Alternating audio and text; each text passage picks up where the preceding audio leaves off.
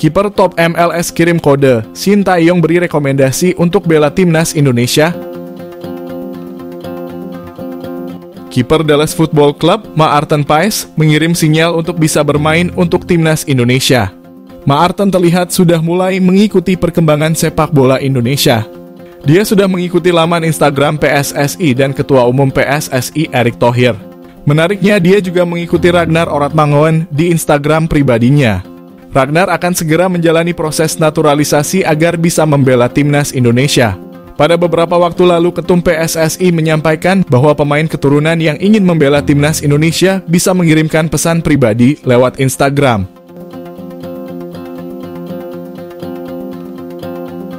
Maarten Paes menjadi kiper utama di Dallas Football Club dan bermain secara reguler di Liga Amerika. Bersama Dallas Football Club sebelum pindah ke Amerika, karirnya dihabiskan di Belanda. Dia sempat membela Football Club Utrecht dan sempat dipinjamkan ke Dallas Football Club sebelum akhirnya dipermanenkan. Pemain kelahiran di Jemegen ini juga sempat membela timnas U21 Belanda.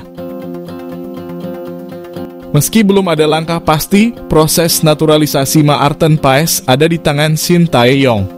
Pelatih asal Korea Selatan itu berwenang untuk memberikan rekomendasi agar Maarten bisa segera diproses untuk bisa membela timnas Indonesia.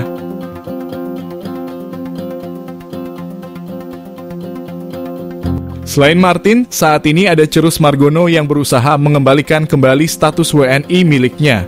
Dia saat ini masih bermain untuk tim asal Yunani Panathinaikos B.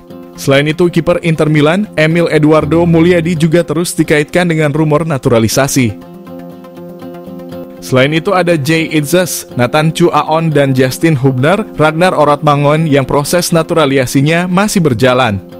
Khusus untuk Justin, prosesnya hanya tinggal menunggu waktu karena dia hanya tinggal menunggu SK Presiden dan kemudian melakukan sumpah WNI.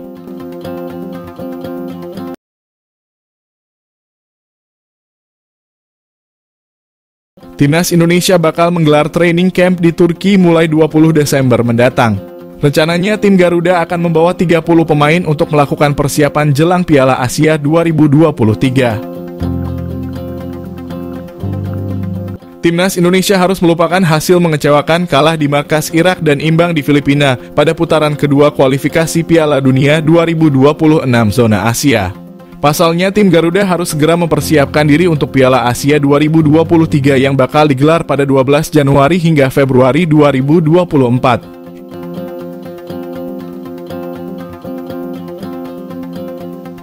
Indonesia berada di grup D bersama dua tim mantan juara, Jepang dan Irak plus satu bebuyutan di ASEAN, Vietnam. Bukan grup yang mudah pastinya. Namun, PSSI menargetkan tim Garuda bisa menembus 16 besar.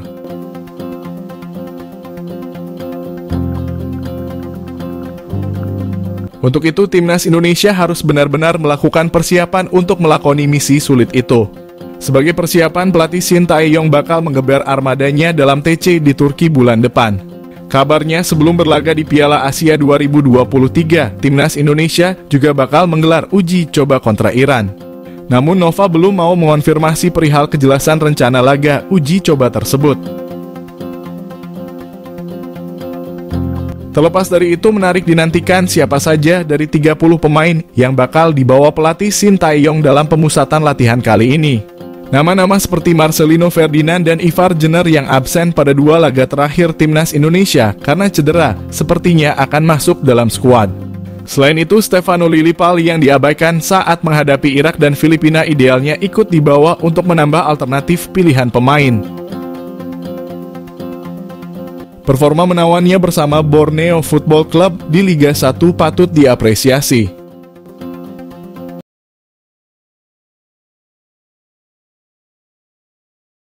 Legenda Irak anggap remeh timnas Indonesia.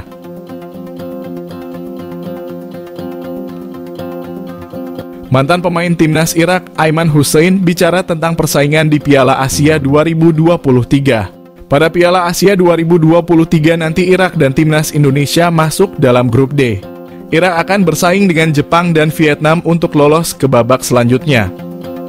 Menariknya, tiga tim yakni skuad Garuda, Irak, dan Vietnam baru saja saling bertarung. Mereka masuk dalam grup yang sama di putaran kedua kualifikasi Piala Dunia 2026 zona Asia. Pada pertemuan itu, Irak menunjukkan dominasi sebagai salah satu tim kuat di Asia. Mereka sukses mengalahkan Indonesia dan Vietnam. Aiman Hussein menjelaskan bahwa Irak saat ini tidak dalam tim terbaiknya.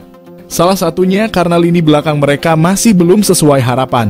Pelatih Jesus Casas harus cepat mengatasi masalah ini sebelum tampil di Piala Asia 2023 nanti. Irak harusnya tidak terbuai dengan kemenangan atas Indonesia dan Vietnam. Menurutnya, kualitas mereka jauh lebih baik dari dua tim tersebut. Aiman mengingatkan bahwa Irak terkenal dengan tim yang memiliki pertahanan solid. Hal ini harus diperhatikan dengan baik oleh Casas. Irak datang ke Piala Asia 2023 bukan tanpa target. Aiman menilai bahwa masyarakat memiliki harapan agar Irak bisa meraih juara di ajang tersebut. Semua pemain harus berjuang keras agar misi tersebut bisa dicapai dengan baik.